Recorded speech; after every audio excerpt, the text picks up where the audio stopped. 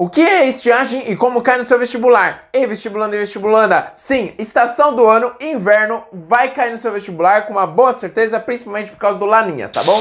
A chance, ela é bem grande e ela existe. Então, vestibulando e vestibulanda, inclusive, você sabia que até o final de 2022, o predomínio do efeito climático no Brasil será o Laninha? Então, vamos fazer uma retomada geral? O Laninha é um período onde o Oceano Pacífico vai ficar mais frio do que o normal, provocando o período de estiagem no Brasil. E é aí que você ouve esse termo. Só que essa estiagem vai acontecer no Brasil inteiro? Não. Mas antes de mais nada, você precisa saber o que de fato é estiagem. É um período tão seco, mas tão seco que pode chegar a chover apenas uma vez no mês e olha lá se tiver sorte dependendo da região. Aqui eu não preciso nem falar do clima semiárido, né? Aqui eu, por exemplo, estou falando de um clima tropical de altitude, clima tropical continental ou clima tropical litorâneo ou oceânico. Ei, vestibulando e vestibulanda, agora é o seguinte, então já que nós sabemos que o período de estiagem é um período muito seco dentro de um ano, nós podemos pensar no Laninha. O Laninha é um fenômeno climático que acontece no começo do ano, não é bem assim, mas para o seu vestibular já está ótimo. Então olha só, no final do ano você vai ter o Laninho e no começo do ano seguinte você vai ter o Laninha. Então até o final de 2022 acontecerá o Laninha a princípio, tá bom? E o que acontece? Ou seja, a região sudeste, centro-oeste e sul do Brasil é onde você vai ter um período mais seco, tá bom? Que é o que nós vamos chamar de estiagem. E aí pode desdobrar numa crise hídrica, pode cair numa questão de vestibular, por exemplo, consumo urbano, pode cair como consumo agrícola, pode cair também sobre a questão da crise energética que está acontecendo, os reservatórios que eles estão sobrecarregados por causa das pessoas. Não é que chove pouco, além desse motivo é também porque os reservatórios têm concentrado muitas pessoas acima do seu limite. Ei, vestibulando e vestibulanda, claro que nós precisamos sempre cuidar do meio ambiente, sempre reutilizar água, mas também, vestibulando e vestibulanda, não adianta só socar pessoas onde não cabe. Qual é a definição de deserto? Você sabe? Sabia que a definição correta de deserto é a ausência de água no estado líquido? Você que pensou que o deserto é quente? Não, tá bom? Não se esqueça, um deserto ele pode ser frio, por exemplo, Antártida, maior deserto do mundo. Outro detalhe importante, o deserto, de dia ele faz 50 graus, mas à noite ele pode fazer 0 graus ou até negativo. E isso acontece principalmente por causa da circulação atmosférica do ar, onde você vai ter uma zona de alta pressão nesses desertos. Mas como funciona essa zona de alta pressão? Você vai ter a massa de ar úmida no topo, lá em altitude muito elevada. Quando essa massa de ar está muito seca, ela vai começar a descer. Nesse momento em que ela desce, ela vai começar a atropelar as massas de ar que estão lá embaixo. Essas massas de ar que elas estão lá embaixo, segura o trem aí que eu tô descendo. Essas massas de ar, elas olham aquela, não, meu Deus do céu, eu preciso fugir daqui. E essas massas, elas vão para as laterais. Por quê? Porque mais para baixo não dá, porque tem o chão. Nesse momento, a massa de ar, ela vai se separar, provocando um período de estiagem ou um período seco. Pode ser um período momentâneo, que é o que acontece no inverno, tá bom? Ou seja, a estiagem ela acontece em um ambiente onde uma vez é úmida e outro período do ano é seco. Já nas regiões de latitude específicos, principalmente ali próximo dos seus 33 graus, bem pertinho dos trópicos, é onde você terá a maior incidência de desertos no mundo. Sabia disso? Você já viu esse mapa? Você pode perceber, vestibulando e vestibulanda, que os desertos eles acontecem nas mesmas faixas latitudinais. Olha como a geografia é incrível, não é mesmo? Essas células de ar, nós vamos ter 3. A primeira é a célula de Hadley, tá bom? Essa é a célula que ela fica perto da linha do Equador. Essa célula ela vai acabar gerando uma zona de baixa pressão perto da linha do Equador, provocando muita chuva. Por outro lado, nós vamos ter uma zona de alta pressão entre a célula de Hadley e a célula de Ferrel. A célula de Ferrel ela vai provocar o desencontro das massas de ar, ou seja, as massas de ar elas vão se separar ali pertinho dos trópicos. E essa massa de ar ela vai em direção a sul, indo em direção à terceira célula, que é a célula polar.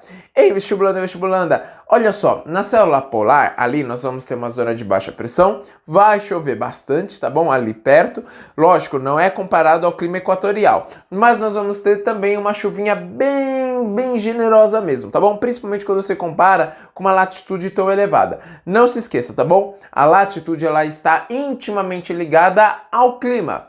Vestibulando e vestibulando, agora vamos pensar. Nós vamos ter um período seco do ano. Alguma massa de ar úmida nesse momento de separação vai conseguir chegar ali para chover? Não. E é isso que acontece, por exemplo, no sertão nordestino.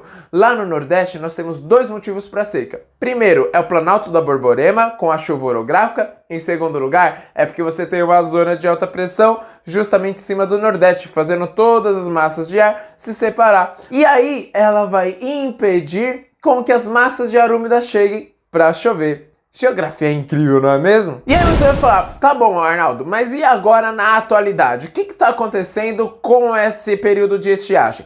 Bom, não é uma novidade que nós estamos tendo alteração da temperatura do planeta Terra através do aquecimento global, nós estamos tendo muitos impactos ambientais e aí nós temos a necessidade da existência da COP26, nós temos também a necessidade de reforçar o protocolo de Kyoto, retirando ele e colocando o Acordo de Paris, onde você vai intensificar, na teoria, não sabemos se na prática isso realmente vai funcionar, mas na teoria o Acordo de Paris vai fazer com que os países diminuam a emissão de gás carbônico. Além disso, vai ter que diminuir o desmatamento, a vegetação. Quanto menor a presença de vegetação, menos água vai ter disponível por causa da evapotranspiração.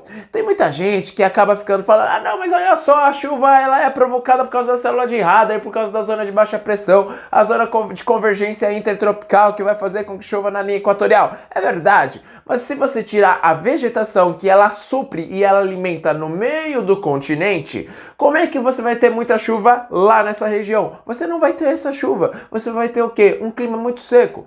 Por isso que nós precisamos manter a vegetação para fomentar a evapotranspiração. Belezinha até aqui? E aí, vestibulando e vestibulanda, não se esqueça. Bom, nós vamos ter a massa tropical continental aqui no Brasil agindo com mais força e maior intensidade.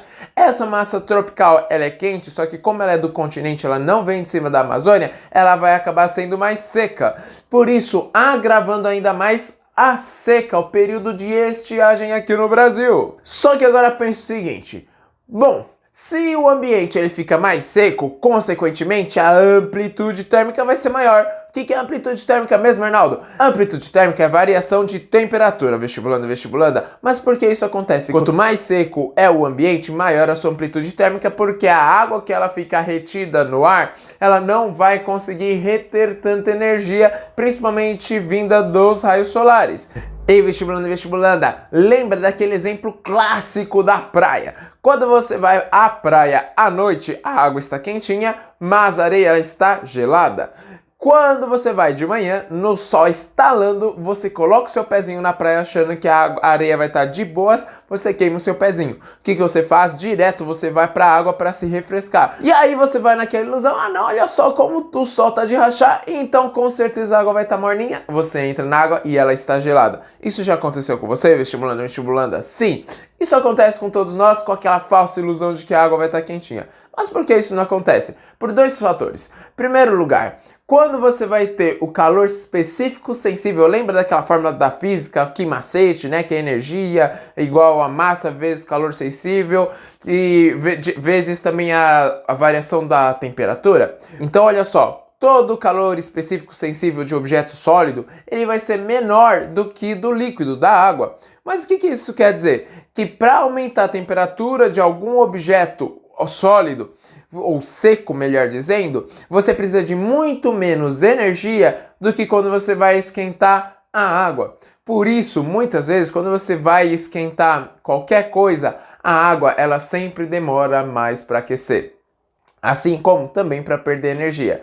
Por isso que de manhã ela já está gelada, porque ela passou a noite inteira esfriando. De manhã ela vai demorar muito para aquecer e à noite ela fica quentinha ao longo da noite inteira, porque ela esquentou muito devagar, mas também ela vai esfriar com bastante vagarosidade, diferente da areia. A areia esquenta rápido, mas também esfria muito rápido. Agora, vamos para as partes das críticas. Vestibulando e vestibulanda, não se esqueça. Uma excelente crítica é o desmatamento. Nós não podemos ter o desmatamento porque senão não vai ter a evapotranspiração. Por outro lado, nós vamos ter que controlar também a emissão dos gases estufas. O gás estufa, ele vai fazer com que a temperatura do planeta fique ainda mais quente, ainda mais calor, derretimento das geleiras acaba acontecendo nos polos e as massas polares secas, elas acabam ganhando intensidade. E além disso, bom, já que a estiagem ela é uma realidade nossa, nós precisamos fazer o quê? Tratar melhor o nosso esgoto e também reutilizar a água. Ei, vestibulando e vestibulanda, não se esqueça, viu? Estiagem é o período seco, tá bom? Gostou dessas dicas? Então já aproveita, curte e se inscreve aqui no canal. Grande abraço, até a próxima. Falou, vestibulando e vestibulanda. Tchau, tchau!